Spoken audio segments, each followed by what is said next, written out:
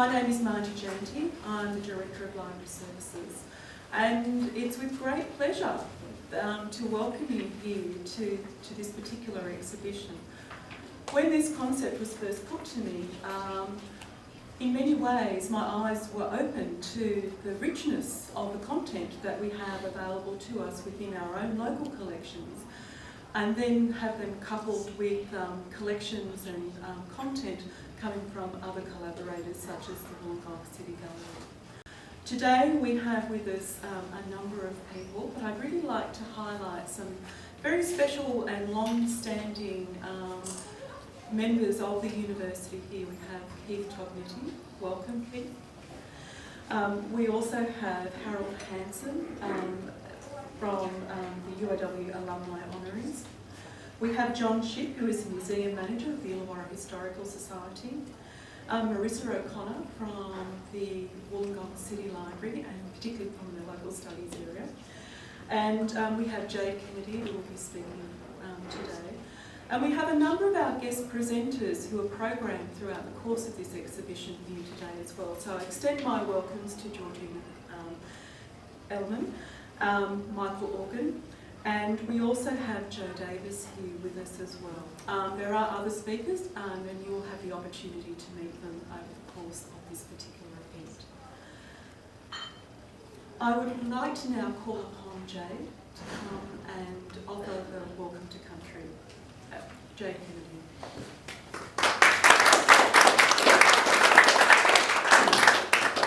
How's it going? As mentioned, my name is Jade Kennedy, and look, it's an absolute privilege and honour for me to be asked to come here today to welcome you to our country, Dharawal country. There is continually contention in relation to what is and where is Dharawal country, where our borders and where our boundaries lie. But one thing that we do know for absolute certain is that the original people of the Illawarra were Dharawal speaking, and they had a very intimate relationship with this country. They understood it through a relationship of thousands of generations, to the extent that they knew every tree, they knew every animal, bird, sea life, the reptiles that they were in relationship with. They understood their kin and their kin relationships to this place. They understood their law and their relationship through that law to this place.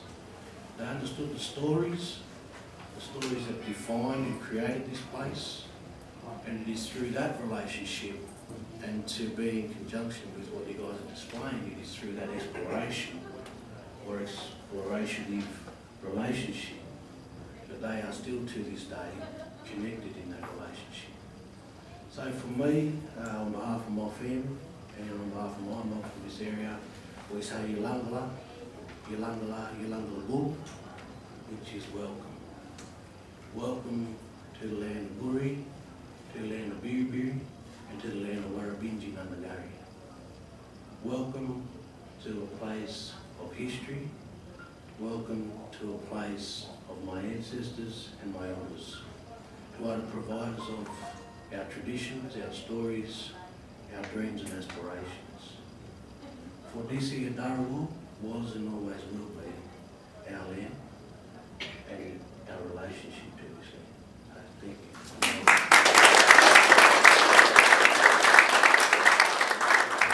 Jade, thank you so very, very much. I'm not going to take up too much of your time because I'm sure, like I am, you're anxious to hear from our guest speaker today. But I would like to start off with just a brief introduction in terms of drawing upon Jade's comments and so forth about the history of this local area. What we have here today is quite an interesting and very well curated, I must say, collection of artwork, stories, narratives and other artefacts. And we sometimes forget, being such a young nation and such a young area, that we do actually have a history. And what has given me great pleasure is actually looking at some of the unadulterated beauty of this local area. It is absolutely stunning. And there's been a number of hidden gems, such as the Indigenous art that has been discovered in the local landscapes. I was not aware of the boat, and I was somewhat reluctant about whether or not we could actually support having the boat, pardon the pun, shipped in and out, but I'm very glad now that we did. And when I looked at some of the works, I'm a great fan of the avant-garde paintings, and I was saying to Paul earlier this afternoon, if you stand in the right place in Berkeley, you can almost imagine what it was like to be there in the yesteryear, because this area here still is farmland, or it has a rural kind of setting. And although there has been a residential development and so forth along the foreshore of the lake, if you stand in this spot, or just park your car on the side of the road if you don't feel like trespassing into the farmer's yard, you can almost begin to imagine what it must have been like, being one of the early settlers, the early explorers coming into the Illawarra area. And that makes me a little bit goosebumpy already. I can actually feel them coming up now. So that's just a microcosm of the history of this area, and there's just so much more to explore, and that's what I hope you will do by partaking in this particular exhibition. And the themes of this event include the first explorers, surveying explorers, scientific explorers and artist explorers. And I hope when you take the time to move around the exhibition, you will see those connections and what actually drew these people here to this particular area. And it gives me now great pleasure to introduce you to Paul Brunton. Paul is Emeritus Curator at the State Library of New South Wales, and he is an Honorary Associate of the School of Philosophical and Historical Inquiry at the University of Sydney. He was Senior Curator of the Mitchell Library until 2012 and Curator of Manuscripts between 1986 and 2000. I think it was Michael who told me today that, Paul, you've probably handled the most significant documents that this country holds. We can't wait to hear your story. Please enjoy being welcomed to the show. Margie, thank you very much for those comments. Well, it is an honour to have been asked to open this splendid and informative exhibition, Early Illawarra and Explorers. I love visiting the Illawarra, and it seems I'm not alone. Everyone who was anyone has had the same idea, as this exhibition demonstrates. This exhibition traces through evocative drawings, maps and diaries the history of the Illawarra, from the Aboriginal Dreamtime to the end of the 19th century.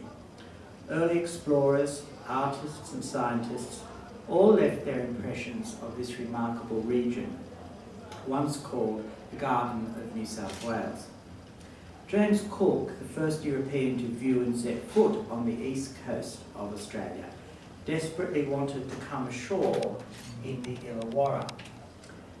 It was on the 28th of April 1770, but a strong surf prevented his doing so, much to his disappointment. He had to make do with Botany Bay further north, which turned out to be a bit of a flop as a place for a future settlement.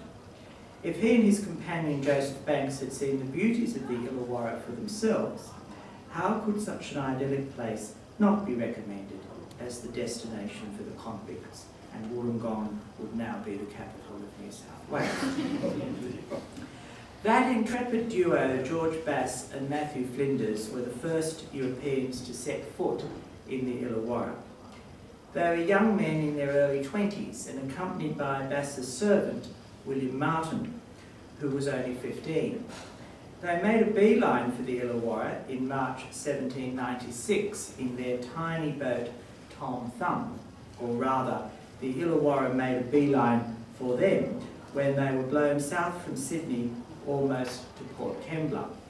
Imagine setting out from Sydney Harbour in a boat only 4 metres long, with no maps and only a compass and a watch for guidance, and being blown south to you knew not where. When I say that Tom Thumb was 4 metres long, I mean roughly 4 metres long. There are people who have devoted their lives to establishing the precise length of the Tom Thumb. I'm not making this up. Bass and Flinders had a previous boat also called the Tom Thumb, which in 1795 they travelled up the Georges River to what became known as Bankstown. And these experts also know the precise length of that Tom Thumb. Sometimes at events such as these, they rise up and give us the benefit of their learning at some length. So I shall move on quickly. Hanging in this exhibition is Percy Lindsay's drawing, Drying the Powder. It depicts Bass, Flinders and Martin with some Aboriginal men at the entrance to Lake Illawarra. This entrance Flinders named Canoe Rivulet. Bass in the red coat is drying gunpowder, which had become wet previously when a wave had hurled Tom Thumb onto a beach, a miniature shipwreck. In the drawing, Flinders is trimming an Aboriginal man's beard. This incident in the Bass and Flinders story has often been told, and I learned from this exhibition that in fact Lindsay's drawing was used in the 1925 publication Great Events in Australian History, a popular book for school children which went through many editions. I heard the story first myself when I was in primary school, but I hasten to add, despite appearances, that I was not in primary school in 1925. But the story had a long run in the schools and was always given as an example of British superiority and ingenuity. The beard trimming was presented as a brilliant ploy on Flinders' part to distract the Aboriginal people, while Bass could, without interference from them, dry the gunpowder which had become wet in the earlier shipwreck. Bass and Flinders felt isolated and vulnerable. They believed the Aborigines could be cannibals. The muskets were rusty and full of sand, and therefore they had no defences. While I do not deny this is how they felt, I think there are other readings of this story. In the first place, it was not Flinders who initiated the beard trimming and hair cutting. Previously, on the coast further north, Bass and Flinders had encountered 2 Aboriginal men. Flinders tells us that he trimmed their beards and cut their hair, but annoyingly, he does not say how this came about. He certainly does not take credit for it as a clever manoeuvre. When the explorers were at Canoe Rivulet, to where the Aboriginal men had guided them, it was in fact these 2 Aboriginal men who urged about 10 other Aboriginal men present also to have their hair cut and beards trimmed. That is, it was initiated by the Aborigines, not by Flinders. If you read Flinders' journal closely, all the actions of the Aboriginal people towards the explorers are consistent with those of friendship and welcome. After all, they gave the explorers fish and showed them where fresh water could be obtained. They tried to show them Lake Illawarra. Bass and Flinders interpreted this as some devious plot, but is it not possible that the Aborigines simply wanted to show their visitors this splendid resource? Flinders called Lake Illawarra Tom Thumb's Lagoon, a rather homely name, honouring their tiny boat, which did eventually deliver them safely back to Sydney town. If we knew how the beard trimming and hair cutting came about the first time, we may be closer to understanding the meaning of this second encounter with the barber. But we will probably never know this. May not, though, the hair cutting and beard trimming at Canoe Rivulet be a gesture by the 2 Aboriginal men who had previously had their hair cut, a gesture of goodwill and friendship to their visitors by encouraging their comrades to join in this strange custom of the white man. Be that as it may, I think this is a marvellous story for illustrating how quite innocuous actions can be misinterpreted across cultural lines. But of course, this was not the way it was presented at school, or at least when I was at school. Prima facie, in any case, I would expect the local Aborigines to be welcoming because Illawarra people, in my experience, always are. On the 31st of July 1835, the Australian newspaper reported that the artist Conrad Martins is, quote, wandering in search of the picturesque after having culled some of the beauties of South America and other quarters. He had arrived in Sydney earlier that year, fresh from sailing with Charles Darwin on the Beagle, and recording in pictures and the strange worlds he had seen. If he were looking for the picturesque when he was in New South Wales, then it is no surprise he wasted no time in heading by pony to the Illawarra. His magnificent oil painting, Illawarra Lake, is on display here. Martins executed a number of finished paintings of Lake Illawarra based on sketches which he had made on the spot. He had no shortage of buyers. One was even commissioned by Governor Sir Richard Burke, and I wonder if that is the painting which is on display here, the one in fact that was commissioned by Governor Richard Burke. There are two other drawings of the lake in this exhibition.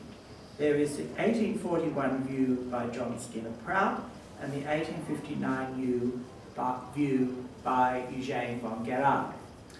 Martins, Prout and von Gerard were all professional artists who found inspiration in this scene. Speaking of Governor Burke, there is a splendid lithograph, view from Burke's Pass, Mount Westmacott, 1838. This was drawn by Robert Marsh Westmacott, who had been aide-de-camp to Governor Burke and had travelled with him around the colony, including the Illawarra. He retired from the army in 1838, the year in which this landscape was published, and settled at North Bulli, where he bred horses, living in, quote, a pretty villa on the seashore. Bulli Pass was previously known as Westmacott's Pass. Scientists found the Illawarra a wonderland. In fact, the first scientific description of that quintessentially Australian animal, the koala, the description was in Latin, of course, was made from a specimen which had been encountered at Hat Hill in the spring of 1803. Hat Hill had been named by Cook in 1770, rather unimaginatively in my view, because it resembled the crown of a hat. The scientist who described the koala was Robert Brown, who would go on to become Sir Joseph Banks's librarian and the greatest of British botanists. His book of 1810 on Australian flora was regarded for 50 years as the greatest botanical book ever written. Brown described the koala as continuously feeding on the leaves of the eucalyptus and as an animal which was constantly chewing, who had a slightly obtuse, blunt beak, which does rather make our native bear sound like an ugly glutton. At the time of Brown's visit to the Illawarra, he had just finished sailing with Matthew Flinders on the latter's circumnavigation of Australia and had decided to stay on in the colony for a while. The artist on the Flinders voyage, Ferdinand Bauer, did the same, and you can see a reproduction of Bauer's drawing of the Hat Hill koala in this exhibition. Bauer is considered by some to be the greatest botanical artist of all time. I think if I were allowed to take something home from the exhibition, though, it would not be one of the grand pictures, but rather Robert Hoddle's watercolour of a settler's hut at Illawarra in 1831. We have at the Mitchell Library a similar drawing of a hut in the Illawarra, also by Hoddle and dated the year earlier, 1830. The hut was called Pumpkin Cottage and was the home of Henry Osborne. But I prefer the drawing of the unknown hut in this exhibition. Its very anonymity makes it so appealing in conjuring up those early unnamed settlers, the homes they created for themselves, the lives they lived. Hoddle was a surveyor, and the later laying out of Melbourne streets in their formal grid pattern is attributed to him. Whether that is something he'd want to put on his CV or not, we'll never know.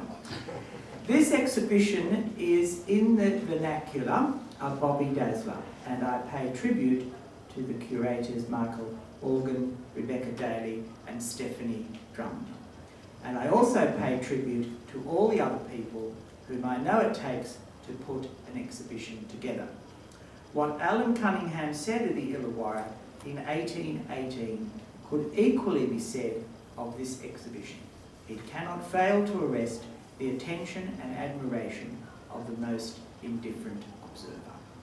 I have great pleasure in officially opening Early Illawarra and Explore.